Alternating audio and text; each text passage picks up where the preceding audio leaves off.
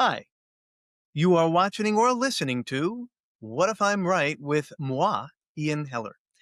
Um, Before I get into my guest and what we're going to be talking about today, I just want to remind you that the way we are able to support this show is through your subscription. And it costs absolutely nothing. It's like the air you breathe. I would say the water you drink, but there's a lot of places where they charge for that. So in any event, hit subscribe. And by the way, hit subscribe on all of the platforms.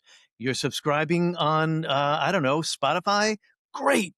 Go to YouTube, subscribe there too. Subscribe everywhere. And if you listen, terrific. If you don't, you're still subscribed. So that helps us. In any event, once again, my name is Ian Heller, and this is my show, What If I'm Right? Today, we've got a fabulous guest. His name is Eric Wenger. He's an attorney with Cisco Systems and is the Senior Director of Technology Policy, focusing on cybersecurity, among other things. Um, one of the things that we often wonder is why is it that people choose to focus almost exclusively on issues that are before them as opposed to down the road? So that's relevant to what Eric is going to be speaking about, because his job with Cisco, among other things, is to make sure that their major corporate and governmental clients and institutional clients are up to date with all of the most important and technologically sound software, hardware, and firmware. Why do you and I care? The peons at the bottom that just kind of get the opportunity to use this information? Well, because our banking, our hospitalization and medical stuff, our information that comes from our from the various news agencies, um, governments, major retailers, virtually everything that happens on the internet, particularly if it's going through a throughput of a major corporation like Verizon or Fidelity or something else, every one of those, or virtually all of them, it's at the beginning or the end or somewhere in the middle, they're going to be going through some sort of throughput that is part of the technology that Cisco Systems sold them, provided them, and keeps them updated. The problem is that, like people, corporations, well, they behave like people because they're run by people. At least for now, AI takes that over. Maybe we have a whole different issue in a few years. But for the time being, decisions like how much money to invest in cybersecurity, and specifically in making sure that everything they have is up to date, well, that's a cost benefit analysis. And while cost benefit analyses seem to be kind of a straightforward thing, well, if it costs this and we get that benefit, let's do it. It's kind of not the way we're wired. Um, Eric's going to be speaking about it from the perspective of Cisco and technology, and even to a certain extent, law, which is his background. I'm also a lawyer, but that's not really what I'm most interested in as far as my lens to understand what's going on. It's more of a sociological, psychological perspective. I'm a sociologist, not a psychologist, but maybe I'll play one on TV one day, and that'll give me all the cred that I need. But the point is that when you think about how we behave as human beings, we're great at planning for the future, just not very good at doing that often enough. Sure, we plant, we plant seeds and we harvest and things like that. But for the most part, we were not wired to be farmers, at least not neurologically. We just weren't. And we still aren't. We haven't evolved so far that we are no longer coming from the perspective of a uh, hunter-gatherer perspective. Hunter-gatherers, they weren't as concerned about next year or 10 years down the road. They were worried about the lion that's hiding behind the tall grass, or I don't know, seeing that there's a rising flood, better get out of that neighborhood, that area right now. That's where their focus was. And as a species, that makes sense.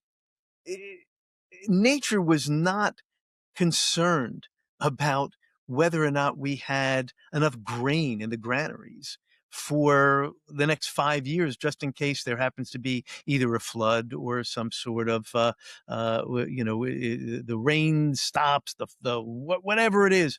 No, that's not what nature was concerned with. Nature put into us this thing called an amygdala. The amygdala, and look, I'm a layman. I just have a certain amount of knowledge about how the brain works. The amygdala is the part of our brain that is in charge of flight, fight, or freeze. That's the stuff that really gets us going. In fact, during those times, our brain is flooded with cortisol, and and the muscles that we need to run away or to fight or to really be steady, those muscles get all the blood. The rest of the parts of our body, if it's not necessary or helpful in a fight, flight, or freeze modality, it doesn't get attention by our bloodstream, by our airflow.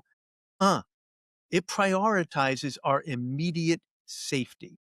Do you run from the bear? Do you stand so that the bear just kind of ignores you? Do you scream at the bear? How do you respond to that immediate threat?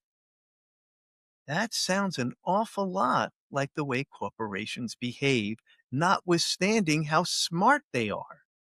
So, what Eric is going to be explaining to us is what happens if you are an institution, a government, a corporation, and you have all this incredible technology, which, gosh, you spent millions of dollars on about 10 years ago. Is it a good idea to replace it or to update it? Well, at some point or another, you have to replace it. Updating, well, yeah, companies like Cisco, they're going to keep it up to date for as long as that particular hardware is capable of being updated to today's issues, to meet today's problems. But at some point, they're just not capable of being modernized to make whatever they're protecting, whether it's, the Schwab or the Citibank or you name the bank. They want to make sure that those institutions are protected against the most recent threats, which means they have to look in a long term. It's not just about fight, flight, or freeze. It's about planting for and making sure that the granaries have enough grain in 5 or 10 years. And most people are not really focused on that. We have a handful of people who will sometimes say, we really should think about what's going to happen in 10 years. But consider how many people in our country, in the United States of America, how many people will purchase homes in areas where all they had to do is kind of Google it, and they'd find that they're in the middle of a flood zone, or maybe the water table is dramatically lower than it used to be, and they're going to be running out of water soon. And yet they move because it's so nice there. There's so much. Oh, and I love it's never rains here. Oh, never rains. That's not a good thing, folks. Always rains. Also, not a good thing, folks. Rains enough, not too much, not too little. That's the sweet spot.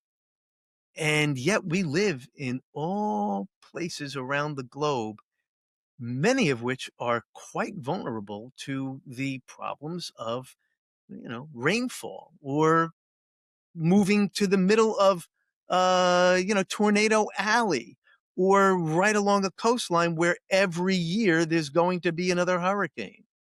Why do we do that? Because we were not really designed by nature to worry about things so far in advance, so unpredictable, meaning Yeah, it's Tornado Alley, but our house might not get hit.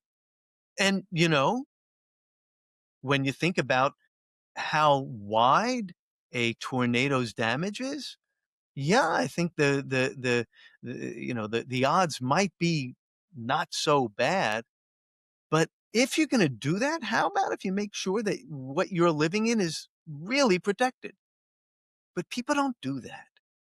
And that sets us up for major disasters. And unlike years past or centuries or millennia past, when we don't take care of a potential threat, the lion is outside. Well, look, lions will hunt us until if we're the best food available, and they'll feed on us until they're no longer hungry. So they don't usually come in and wipe out like the Roman army. But getting picked off one at a time, I'd rather not play that game. And that's the game that we're playing, but it's no longer getting picked off one at a time. We are in an interconnected world where if there's a problem in Dubuque, you may feel the problem as far away as, I don't know, Bangor, Maine. And so it's not just that there are more and different threats to our long-term prospects that we don't pay attention to.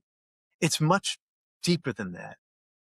These become existential threats because they can actually destroy our grid, our electric grid. They can ruin the possibility you don't maintain your hardware, software, firmware, and you are expecting to have water coming through your faucet.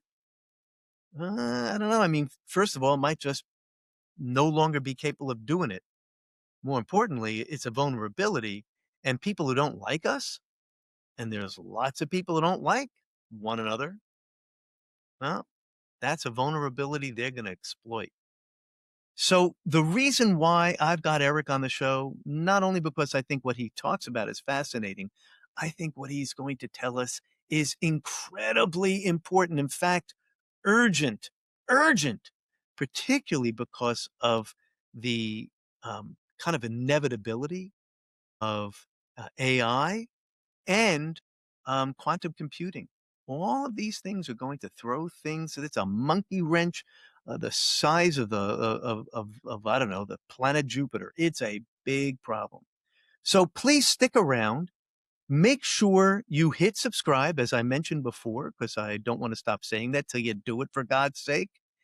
And stick around while I talk to Eric Wenger, the Senior Director of Technology Policy, focusing on cybersecurity with Cisco, in just a moment. Thanks for tuning in to What If I'm Right with Ian Heller. And now, the interview, my discussion with Eric. Hi, welcome to What If I'm Right with Ian Heller. Today we've got a special guest. Eric Wenger is going to be with us. He's from Cisco Systems. You may have heard of them. They're huge. And almost everybody on the planet probably has some sort of hardware or firmware or software or allware from Cisco. Eric Wenger is Senior Director for Technology and leads Cisco's government affairs work globally on a range of policy issues, including cybersecurity, 5G, IoT. I'm not sure if that's IoT. You'll tell me if that's IoT, 1OT. I don't know. Nobody told me. Lawful intercept and data protection. I don't know what that stuff is. Maybe we'll find out after the conversation. Eric came to Cisco from Microsoft, another place you might have heard of, where he was policy counsel. He was a trial attorney in the Department of Justice's Computer Crime and Intellectual Property section, and a special assistant U.S. attorney in D.C.'s Computer Hacking and Intellectual Property Unit.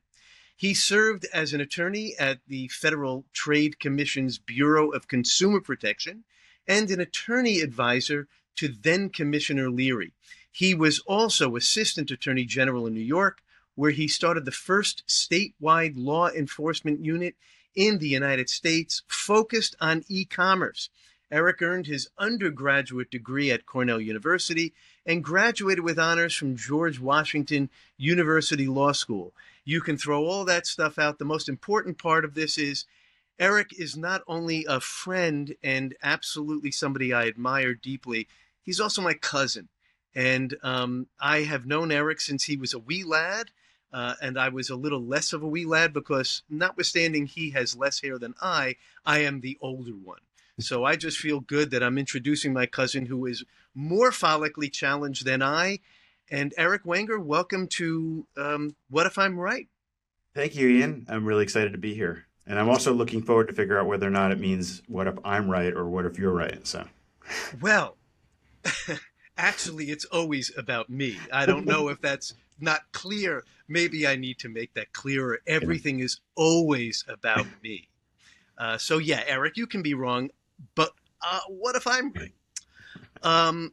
So there are a bunch of things that I can kind of steer this conversation about, but one of the things that, I mean, we've all heard of Cisco. We've seen their commercials. We've seen their routers, and they're people who are at the lower level of things like me. We see Cisco Systems a little bit. What we really don't know how deeply embedded in the technology infrastructure Cisco is. And this question is not intended to show how massive Cisco is, but actually how massively important Cisco is. So Eric, if you could tell me a little bit about where Cisco gets involved, and if you wouldn't mind just paying a particular attention to the fact that most of the people who are going to be listening to this and watching this are not the C-level digital folks. They're my level and want to know why this is important. Our conversation is going to be important. yeah. Thank you. Thank you for the opportunity. And maybe my mom will watch, and then she'll understand what with the companies that I work for as well too. Never So underestimate your mom. yeah. Cisco is a Fortune 100 company, somewhere in the range of 50 to $60 billion a year annually in revenue, about 90,000 employees, and in countries all around the world. And the most important thing that people know about Cisco is that we are involved in routing and switching. Essentially, that means that we are providing the connectivity that serves as the foundation for the internet. Pretty much all communications that are happening using telecommunications networks or the internet is traversing equipment that comes from Cisco at some point in its journey. And the company has its origins actually back at Stanford University, where there were two departments that had different computer networks that needed to be able to communicate with each other. It was a husband and wife at the time, actually, who came up with the idea of a multi-protocol router, which had the ability to handle traffic from one type of network and route it or move it to another one. And from there, the company actually in the late 1990s was the most valuable company on the planet, something on the order of what NVIDIA looks like now. It's gone through a number of different changes over its years, but routing and switching, connecting things, different types of communication protocols, being able to handle traffic together is at the heart of everything that Cisco does. But on top of that, we are now providing the infrastructure that's going into all the AI data centers, being able to connect those systems to each other. You read about quantum computers, for instance. We're not building quantum computers, but we're enabling that by allowing you to scale and put together smaller nodes of computers so that you can achieve the goals of being able to massively handle processes and data at the scale that we need. That all comes down to being able to network things. And then, of course, security is a big piece of that as well, too. So we sell services that are independent of that equipment that you can use if you use Duo as a way of authenticating when you're accessing an account. That's a Cisco company. And on top of that, we're building security into the equipment that we sell and selling those as subscriptions as well, too. And then the most familiar thing that probably people have come across is WebEx. So that's a Cisco company as well, too. So we touch all different levels of the communication stack. You wouldn't probably be using a lot of equipment yourself in your own home. That's because we're not a consumer-facing company, but your ability to, with the traditional way we would describe it, as you live, work, learn, and play with connected things is all coming from. And so what we're doing is we're taking all the things and we're connecting them, and then we're hopefully making sure that they are, if anything is connected, that it's protected too. So that's a lot of what we do at Cisco. And that's a lot to do. I'm thinking that when we look at what Cisco's involvement in the kind of almost as a middleman in many respects, getting information from one place and getting it to another place, and you know, obviously most of us have nothing to do with, as you said, you're not a consumer facing brand, you're really a business facing brand. Um, but what that means is that you have at a very, very high level, kind of a 30,000-foot understanding of how vulnerable and how, well, perhaps how strong the links are. Like if kind of almost like a mixed metaphor there, but the vulnerability of major corporations, and I think many of us, when we think in terms of major corporations and security, we think about our banks, you know, and but we're not banks, we're just individuals. I'd like to get an understanding from somebody who really understands the perspective of this enormous amount of communication. I'm working with a router that I got from Spectrum. Okay, Mhm. that's the. I don't know if you guys built it or not. I have no idea. If they don't do their work at Spectrum to protect my router, what do I do? Like, can you? Um, what's the relationship between the consumer and Cisco with the throughput being Spectrum, Verizon, and all these other massive communication industry companies? Right. It's more likely that the financial institution that you're using, whether that is Wells Fargo or Citibank or Goldman or any of these major companies, that they are running their networks using equipment that would be coming from Cisco or companies like Cisco, and that the service providers or the carriers that are handling all the traffic, the Verizon or Spectrum or Comcast or whomever that is, that their infrastructure is all built on technology that's coming from Cisco. Then it would be that you would see something in your own home that's coming from that. So the things that you are doing throughout your day are reliant on computer networks, and a lot of times we don't really even understand that or appreciate it because you turn the water on, water comes out, and you pay for the amount of water that comes out, and you're using electricity, and that's metered, and you're paying for the amount of electricity that's associated with that. But there are IT infrastructures that are underlying all that and making that all happen. And I think the most visceral example of that we felt a number of years ago was in the Colonial Pipeline incident. There was a pipeline operator, I think in Louisiana, and they had a problem where there was a ransomware attack on their network. Ransomware, somebody sends you a note saying essentially they have access to your network and they're going to do something with the data that they've been able to gain access to. They're going to expose it, or they're going to lock it in a way that you can't have access to it anymore, or delete it, destroy it, if you don't pay them money. And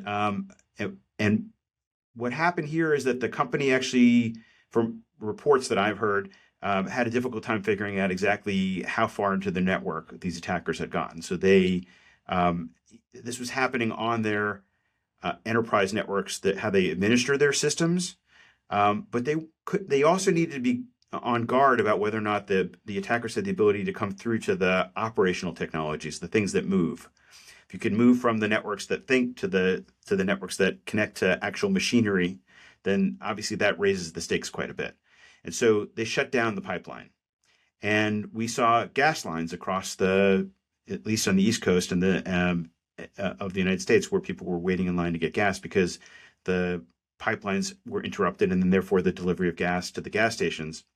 And so that just illustrates how intertwined the connections are between the computer networks and the things that we need to be able to utilize in the course of our days. And it underscores the importance of making sure that we are properly securing and tending to those networks as well too. Okay, so the communication technology world over the last, I guess, 30, 40 years has gone from a nascent industry to a pretty mature industry. And more than just mature, it is probably the most important single industry, outside of things like eating and housing. But that stuff is there. This is all being built and modernized. When Henry Ford came out with the Model T or the Model A and started distributing cars, after a certain number of years, people had to look at those cars and say, okay, are they braking? Are they working as well as they could? Has the technology that has arisen about, at the same time, has the car continued to incorporate these new technologies? And so what I'm hearing from the things that I've read about what you do, or what I'm reading, is we have an infrastructure that was built a bunch of years ago, not 100 years ago, but let's say 10 years ago. And in the digital world, or 20 years ago. In the digital world, 20 years is several lifetimes ago. And the problem is that everything else is going to be developing really quickly. And if you don't keep your infrastructure as modern as the folks outside of your infrastructure, you now have have basically got a castle-sized hole in your wall. So, like, is the modernization process something that we are now? Is that the new phase we're in digital technology? And is that where you're coming out to say, hey, guys, wake up? We're not updating, and they are. And they meaning the people that cause the threats that we need to protect ourselves against. Yeah, no, I think that's an important story, and one that is not widely appreciated, which is that we read all these articles around massive innovation at the edge of the network, using artificial intelligence, potentially building networks that are reliant on or leveraging the power of quantum computing, but we're building this all on top of a stack that is aging, and it's a tremendous problem. And here's why. If we look at, there have been a number of very high-profile, allegedly nation-state sponsored campaigns that have been launched aimed at infrastructure in the U.S. The names all come from the threat intelligence companies that discover these things. So if you see in the news something about Salt Typhoon or Volt Typhoon, the Typhoon is a designation that comes from Microsoft that means that they believe that the threat actors are coming from China. And Volt Typhoon was discovered as a pre-positioning by threat actors where they went to water treatment plants around the country and electricity distribution facilities and put malicious code there so that it could be called upon in the future to cause disruptions. And the discovery of this obviously was highly problematic, because if those things were to have been activated, then they would have disrupted the critical infrastructure that we rely on to be able to turn on the water, or to know that the water is safe, or to be able to gain access to electricity. And so fortunately those things were discovered, but the ability to pre-position the software like that was dependent on the fact that there is a layer of technology at the edge of these networks that is old. Many times we have vulnerabilities that we know exist, patches are available, and the patches are not applied, or the technology is too old to even patch. And that is an area of significant and growing risk. You mentioned before about things that are 10 years old or so. So I went back and looked at actually some of the I think of this attack space as having three parts to it, three V's. There are the victims. So those are the critical infrastructure networks that we described, the electricity grids or the water treatment facilities. The villains are those who are trying to launch these attacks. They jump through a middle layer of vectors, and those typically are soft targets that allow them to gain a foothold and then move around and to explore and then find the networks that they're trying to actually victimize. And in this case, the equipment that was being exploited by Volt Typhoon actors, some of it was small office and home office routers that came from Netgear and from Cisco. But I went and looked at the Cisco equipment. This equipment was stopped being offered in the market in 2020. And it was after the sale stops, there's a period of time where we continue to patch and provide security Right. updates. That ended around 2023. So here we are in 2024, 2025, with equipment that was no longer being sold as of 2020 and no longer being patched as of 2022, 2023, whatever year it was. When did that equipment actually even begin its life? It was sold for approximately 10 years. So that means it was sold from about, say, 2020 to 2010 to 2020. There's a period of time prior to that where it's designed, developed, tested, put into the market. So we're actually talking about equipment that was designed somewhere in the range of 2006, 2007, that is sitting at the heart of critical infrastructure networks in 2025. And I challenge you to look around and find technology that you are using in your daily life that is actually from 2005 or 2006. The headphones on your head, the phone in your pocket, the computer in front of you, all is far newer than that. And some of that is forced upon you. When I don't know if you're using an Android phone or an Apple phone or a Samsung phone, but typically those things kind of age out at some point, and you Right. can't connect to the App Store anymore. You can't update them anymore. They kind of force it. The equipment that we're talking about, though, is so deep into some networks that it's harder to force people to make changes because it works. It does the job that it was intended to do, which is to carry traffic, but it's increasingly insecure and vulnerable to these kinds of attacks. But here's the thing, and I understand that, but given the fact that every company and every individual wants to save money for as long as they can. They don't want Mhm. to update. R&D is nice, but they don't want to update their infrastructure unless they have to.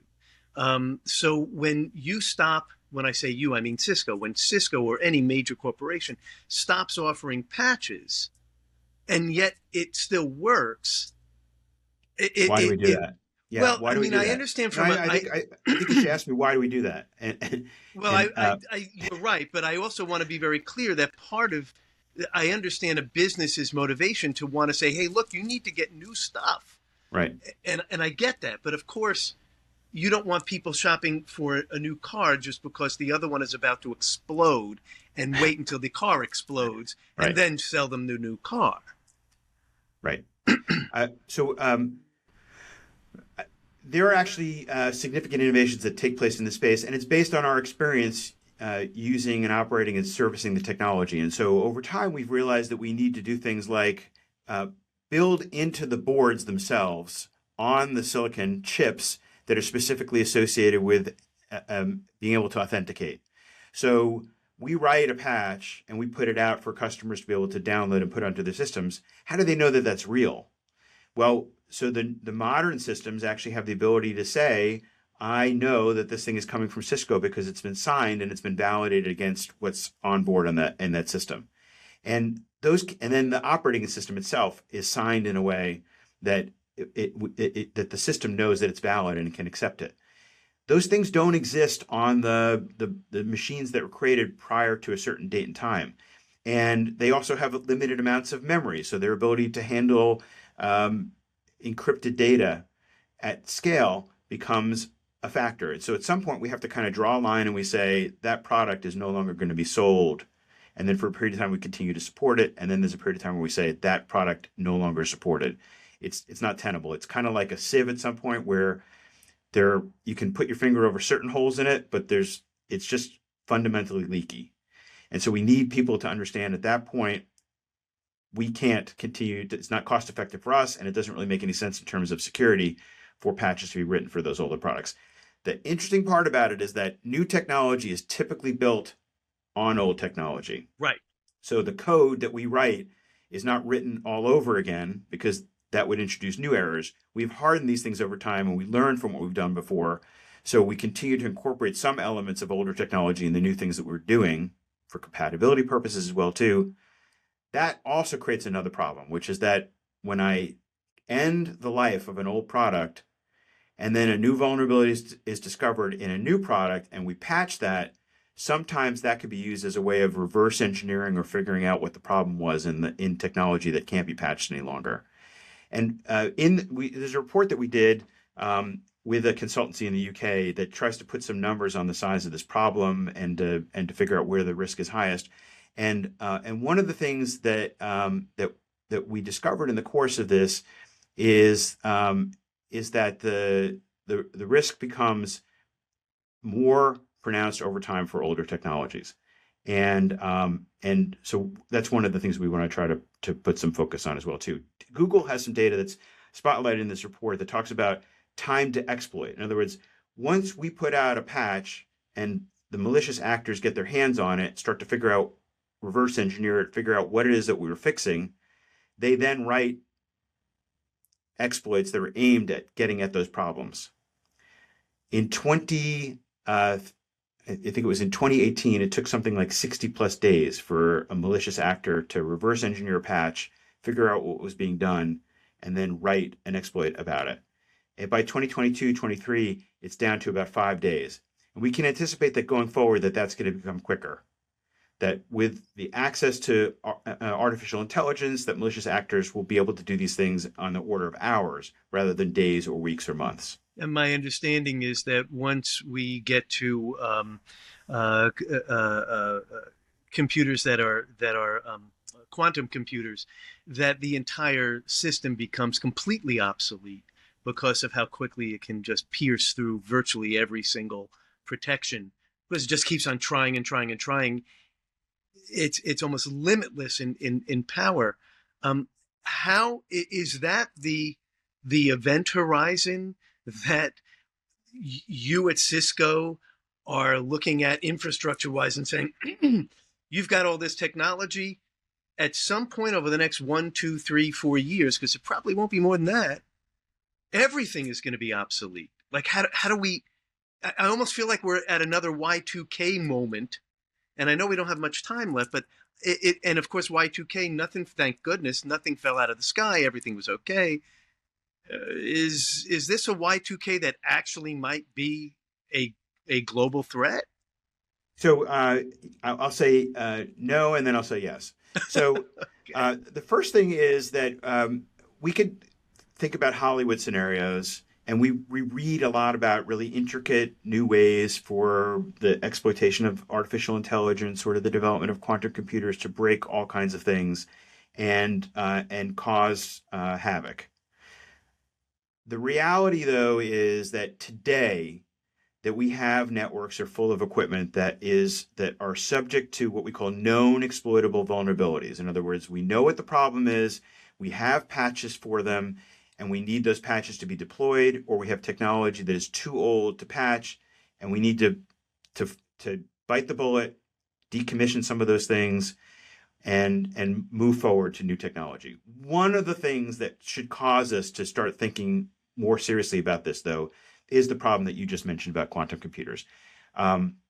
This is a little bit sci-fi sounding, but we're going to have a new generation of computers, not for all computers, but there are going to be computers that are going to operate in this way. Instead of using zeros and ones in order to make calculations, they will have the ability to use entangled particles Right. and to have decision states that are multiple things at the same time. Right. And so that will dramatically speed up some sorts of calculations. And we know already that some of the encryption algorithms that we use to facilitate e-commerce, to bank online, when you're in your browser and you look at the top left corner and you see that lock, that means that the communication between me and you is encrypted. in a way that others who might be sitting on that line can't see what we're talking about. Those sorts of transactions, depending on the algorithm that's used, may be vulnerable when quantum computers are available at scale.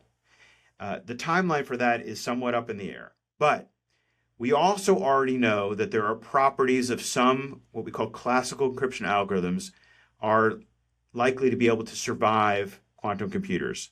And so we are actively working now with the US government and other governments around the world to identify what those algorithms are and then to build them into the technology so that we can make a smooth transition, much in the ways you saw with Y2K. We're able to get ahead of the problem and to switch the technology to use encryption algorithms that we know will survive the onslaught of quantum computers. But that is another push that should drive us in the direction of making sure that the technology that we're using is capable and capable of being secured. So before we sign off, I think the message that you're telling people is we're okay right now, but you better start, because what you have in your infrastructure is capable of handling certain threat assessments, but those threat assessments are evolving and they're about to take a giant leap. And unless you have a hardware and firmware that are capable of handling the changes that are going to come down when quantum computing comes in, you're going to leave yourself very vulnerable. And so we need to be telling our corporations, basically, because our personal things are kind of not the big deal. The big deal is the corporations. They need to be making those adjustments before that threat becomes, threat level, whatever they call it, DEFCON, whatever. I don't know. Yeah, and governments. I mean, I'd say and governments. And governments, yes. Because and this is also highlighted in that report, but the U.S. federal government spends on the order of about $100 billion, billion with a B, billion on information technologies on an annual basis. And about 80% of that is on just sort of kind of keeping the lights running on things that they already have. And it becomes more costly to maintain equipment that is old. So that's a challenge, is that our ability to innovate and move forward is constrained sometimes by the just paying the debt on the things that we already are using. I would say two things. You have to know what technology you are relying on in your own environment.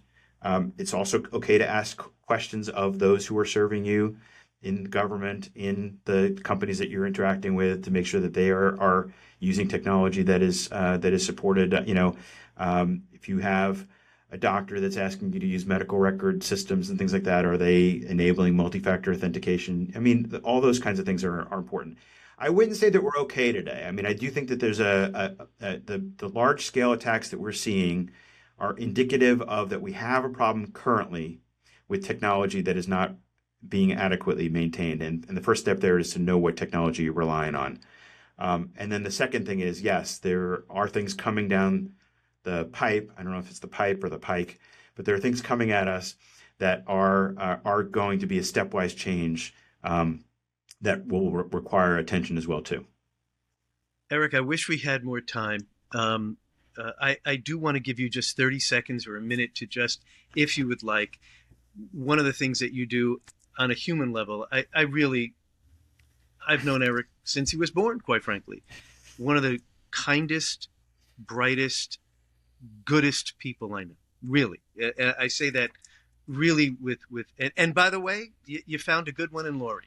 You got great kids. I mean, really. And I love you folks. So anyway, I know you do a lot of work for a foundation which you founded, and just give us a 30 to 60 second thing, and then we'll hopefully have another chance to talk again. Yeah. So I have two surviving children who they're adults now. We had a middle daughter, Kayla, who we lost to brain cancer at age 12. She was diagnosed at age 7, and she lived with that for about 5 years. And she had a rare form of brain cancer. She was treated for most of that time at Children's National Hospital here in Washington, D.C. And a few years ago, I had the opportunity to go to a fundraising gala in support of the hospital. Somebody invited people from my company to come, and I felt like I was sort of the obvious person to go. And when I went in, I was so moved by the opportunity to try to make a difference, to help other families, to avoid the the loss of a child, um, that I got involved first as a committee member. I co-chaired this gala last year, and then I'm going to be chairing it this year. Last year's event, we had about 850 people in the room. We raised $2.2 million in one night, and we had the ability to meet some of the children and the families and the patients that are impacted by this work, and that really motivates me. It's therapeutic for me, and part of the reason that I was frankly a little late for getting here for this is because I was coming from a meeting about that. I But wasn't going to tell anybody, yeah, Eric. I mean, you just but had.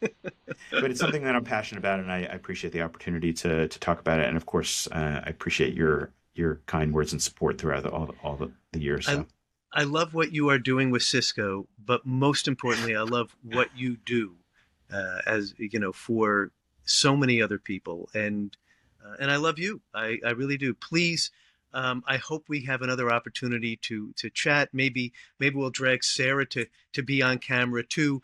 Um, I think I just gave her a heart attack, and but thanks for giving us a little bit of time being on What If I'm Right? And I got to tell you, what if you're right? We really do need to update. It's like driving on a highway right now with a Studebaker and wondering why everybody's passing you, and you're about to. they're going the wrong way. That's exactly right. And so I wouldn't buy a car that didn't have the most modern safety features.